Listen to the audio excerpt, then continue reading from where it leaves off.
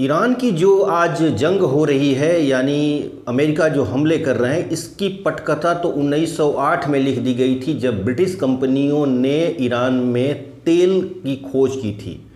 और उसके बाद जो ईरान में लूट खसोट मचा ब्रिटिश कंपनियों के द्वारा, ब्रिटिश ने आबादान शहर में ये अपनी एक तरह से कॉलोनी बनाकर बैठे हुए थे और इतना ज़्यादा उन्होंने लूट खसोट किया कि मूल ईरानी जो लोग थे, जो ईरान के रहने वाले लोग थे, उनके यहाँ झाड़ू बर्तन करने के लिए जाते थे। यहाँ तक कि बसों पर, यहाँ तक बसों और होटलों में लिखा रहता था कि ईरानी एंड डॉग नॉट अलाउड, जैसे कि भारत में भी आपने देखा था, सुना होगा इस तरह की। तो इस स्थितियाँ थी और वहाँ पर पूरा इतिहास सत्ता बनना सत्ता गिरना, इसी का एक तरह से खेल चल रहा था। यानी कोई भी सत्ता वहाँ पर टिक के नहीं रह पाती थी। यहाँ तक कि 1951 में वहाँ के जो शासक थे, मोहम्मद मोसादेव जो प्रधानमंत्री थे उन्हें तख्ता पलट कर दिया गया और उसके बाद वहाँ के शाह की मदद से लेकर फिर से अमेरिकी और ब्रिटिश कंपनियों ने वहाँ लूट खसोट शुरू कर दी। मज़े की बात तो देखिए कि जो ईरान को जो हिस्सा मिलता था, जो तेल की उत्पादन होती थी, उसमें ईरान का हिस्सा मात्र 16% मिलती थी और अमेरिकी ब्रिटिश कंपनियां उसमें 84% हिस्सेदारी लेके जाती थी। ऐसे लूट खसोट होने के बाद फ्रांस में बैठे हुए रुहोल्लाह अली खामनेई को आगे किया गया। वो एक फेस थे, एक इस्लामिक स्कॉलर थे, उनको आगे किया गया और ईरान में एक इस्लामिक क्रांति हुई। सच पूछिए तो ईरान में वो इस्लामिक क्रांति नहीं थी, वह एक लोकतांत्रिक क्रांति थी, जिसे बाद में इस्लामिक क्रांति में बदल दिया गया। वहाँ पर एक राजा को हटाकर एक लोकतंत्र की मांग हो रही थी, जिसमें लिबरल लोग थे, कम्युनिस्ट लोग थे या बहुत ही लोकतांत्रिक पसंद आदमी थे, जिनकी मदद से ये पूरी क्रांति हुई थी।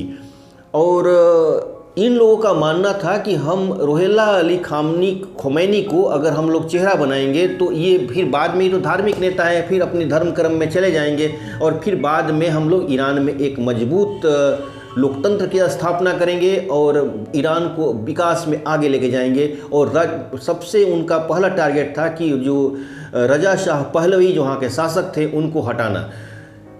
और हुआ भी। 1979 में रजा शाह पहलवी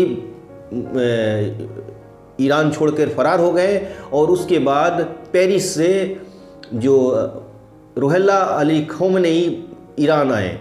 लेकिन ईरान आते ही उन्होंने एक तरह से पूरा का पूरा यू टर्न लिया, और यू टर्न नहीं लिया, ईरान के लोगों के लिए वो सबसे बड़े धोखेबाज साबित हुए। धोखेबाज इस मामले में कि उन्होंने अपनी धार्मिक कट्टरता इतनी ज़्यादा कर दी कि अपने लिए उन्होंने IRGC, जिसको हम लोग इस्लामिक रेवोल्यूशनरी गार्ड कहते हैं आज, जिसका अक्सर आपने चर्चा सुनी होगी, इसका गठन किया और ये उन लोगों को ही हत्या कराना शुरू कर दिए जो लोग उन्हें सत्ता के नज़दीक लाने में सहयोग किए थे। सच पूछिए तो वो लोग भी सहयोग नहीं किए थे, वो लोग इन्हें इस्तेमाल कर रहे थे कि इनका एक चेहरा बनाया जाएगा और फिर बाद में इनको धर्म कर्म में भेजकर और फिर से हम लोग एक तरह बढ़िया से लोकतंत्र की तैयारी करेंगे। लेकिन ऐसा हुआ नहीं।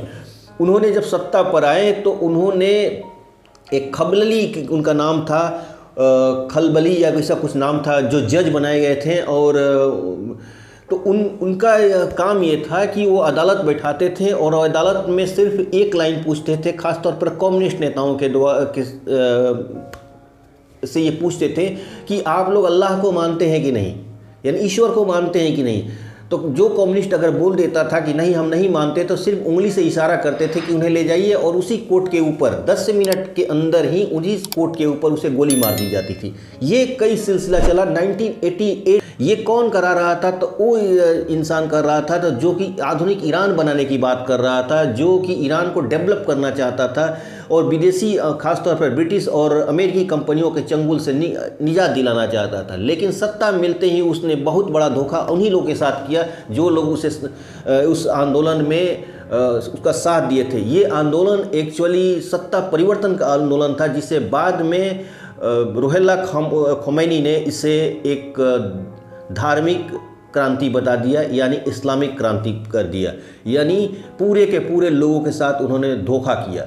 तो ईरान के इतिहास कुछ नया नहीं है। आज जो आप देख रहे हैं ईरान की व्यवस्था, वो एक धोखेबाजी के नींव पे खड़ी हुई यही व्यवस्था है, जिसमें आज भी जो लोग कुछ भी आवाज़ उठाते हैं उन्हें आवाज़ दबा दी जाती है।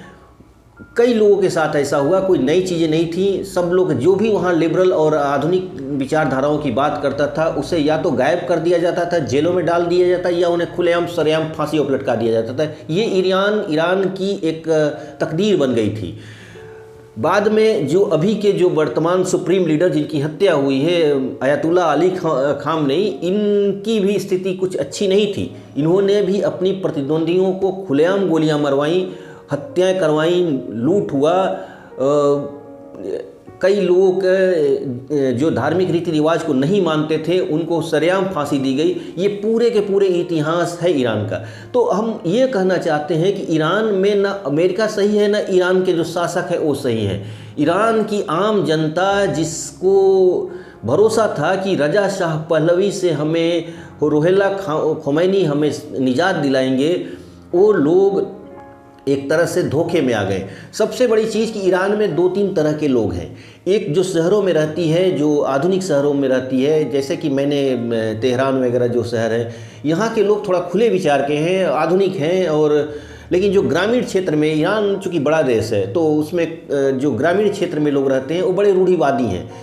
तो और इनकी माफ़ करिएगा, इनकी एक बहुत बड़ी आबादी है। और इन आबादी, इस रूढ़िवादी का फ़ायदा उठाकर ही जो कट्टरपंथी लोगों ने सत्ता को अपनी मजबूत पकड़ बनाई।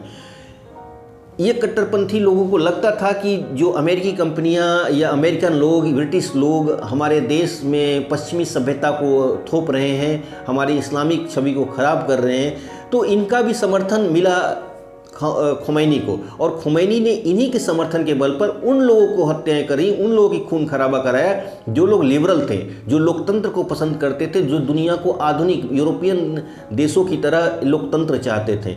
उन लोगों को एक तरह से धोखा मिला, कुछ नहीं मिला, सिर्फ धोखा मिला।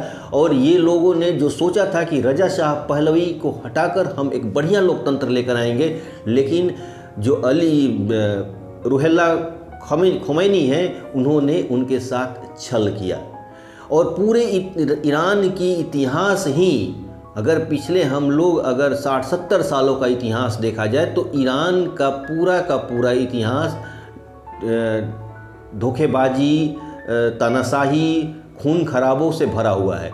तो अमेरिका जो ये काम कर रहा है, तो अमेरिका के एक खुंडस है, ब्रिटिश कंपनियों का खुंडस है, क्योंकि ब्रिटिश कंपनियों ने ही तेल की खोज की थी, गैस की खोज की थी। तो पूरा का पूरा ये खून खराबा का इतिहास है। जो अयतुल्ला अली खामनेई थे, उस समय वो राष्ट्रपति हुआ करते थे, और ये जितने उस ज़माने में नरसंहार हुए, कहीं ना कहीं इनका भी उसमें हाथ था, क्योंकि ये भी मुख्य दर्शक नहीं थे। उन्होंने भी कुछ एक्शन लिया और एक तरह से दुनिया के सामने भी उन्होंने सफाई दी कि जो कुछ किया गया वो ईरान की स्टेबिलिटी के लिए किया गया, ईरान के तरक्की और भलाई के लिए किया गया। लेकिन इसमें कितनी भलाई हुई ईरान की, आज आप खुद देख रहे हैं कि ईरान पर हमले हो रहे हैं। तो जो मैं बात कर रहा था अमेरिकन कंपनियों की, अमेरिकन कंपनियां ने सिर्फ इसलिए ईरान को बर्बाद कर रही हैं क्योंकि उस ज़माने में उन लोगों ने ही तेल की खोज की थी और उन्हें एक मोटा कमाई होती थी। ईरान के तेल का 84% वो लेकर जाते थे और 16% ईरान के शाह को मिलता था, और ईरान के शाह भी उस पैसे को ईरान के डेवलपमेंट में खर्च नहीं करते थे। उन्होंने उसके लिए बहुत सारे F-14, उस समय ईरान अमेरिका की अत्याधुनिक फाइटर जेट था जिसे उन्होंने खरीदा, कई हथियार खरीदे, लग्जरी लाइफ जीते थे और बहुत काफ़ी निवेश विदेशों में किया। अमेरिका के कई बड़े शहरों में के बड़े बड़े 5 स्टार होटलों में भी उनके काफ़ी बड़े शेयर्स थे। और इस तरह उन्होंने पूरी तरह समझ लिया कि अगर ईरान कल जाके कोलैप्स हो जाता है तो हमें विदेश में जाकर अपनी जीवन स्तर चलाना है। इसके लिए उन्होंने पहले से ही तैयारी करके रखी थी और हुआ भी। यहाँ से निकलने के बाद वो कभी ईरान तो वापस नहीं आए, लेकिन अपनी ज़िंदगी उन्होंने ऐशो आराम से की। लेकिन जो उनके समर्थक थे उनके साथ बहुत बुरा हुआ, उनको गोलियां मारी गई, हत्याएं की गई, पूरे के पूरे ईरान। तो जो लोग, मैं उनकी बात कर रहा हूँ जो आज ईरान के समर्थन में खड़े होते हैं, उन लोगों को भी जो ईरान का विरोध करते हैं, सबको इतिहास को जानना चाहिए। अमेरिका कोई शौक से नहीं कर रहा है, अमेरिका को एक गुस्सा है, उसको उसका एक बहुत बड़ा मुनाफा वाला धंधा निकल गया हाथ से। ब्रिटेन को भी इस बात का गुस्सा है और उस गुस्से को कई दूसरे रूप में ये लोग आजमा रहे हैं और ईरान पे हमले कर। बहुत ईरान के जो लीडरशिप थी तो कोई अच्छी लीडरशिप नहीं थी न अभी है। ये लोग भी भले भारत के मित्र देश हैं, भारत के साथ उनका अच्छा खासा रिलेशन है, भारत ने बहुत काफ़ी निवेश भी किया है वहाँ पर, तो वो एक दूसरी वो जियोपॉलिटिकल रिलेशन है। लेकिन अगर हम इमोशनली अगर देखा जाए या कोई धार्मिक चश्मों को हटा कर देखा जाए तो ये लोगों ने कोई अच्छा काम नहीं किया है अपने लोगों के साथ। जो जिसने भी विरोध किया उनकी हत्याएं किया, उन्होंने जेलों में डाल दिया, बहुत बर्बर तरीके से उनकी हत्या की गई। मतलब ये समझिए कि ईरान में सत्ता को पकड़ बनाने के लिए डर की राजनीति पैदा की गई।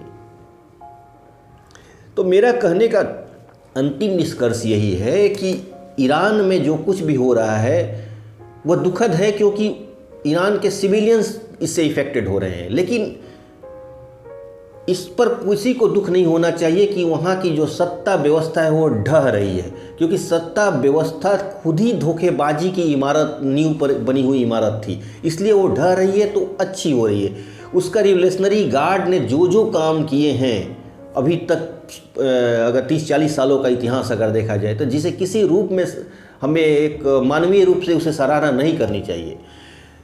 अमेरिका भी जो कर रहा है वो भी गलत कर रहा है, क्योंकि अमेरिका अपनी खुंडस निकाल रहा है। इजराइल अपनी मजबूरी का फ़ायदा उठा रहा है कि इजराइल देख रहा है कि अगर हम ईरान बर्बाद हो जाएगा तो हम सेफ रहेंगे। तो ये उस सबकी अपनी अपनी गणित है, और जो जिसका नतीजा ये हो रहा है कि ईरान की सत्ता भले ढह जा रही है, अमेरिका अपनी लाभ के लिए सत्ता अपनी पकड़ मजबूत कर ले, लेकिन इसमें कोई नहीं तो आम ईरानियों को नुकसान हो रहा है। तो उम्मीद है कि मेरी बातें समझ में आई होगी। आज के अंक में बस इतना ही, और मेरे चैनल डिफॉगर को आप सब्सक्राइब कीजिएगा, लाइक और शेयर ज़रूर करिएगा। बहुत बहुत धन्यवाद।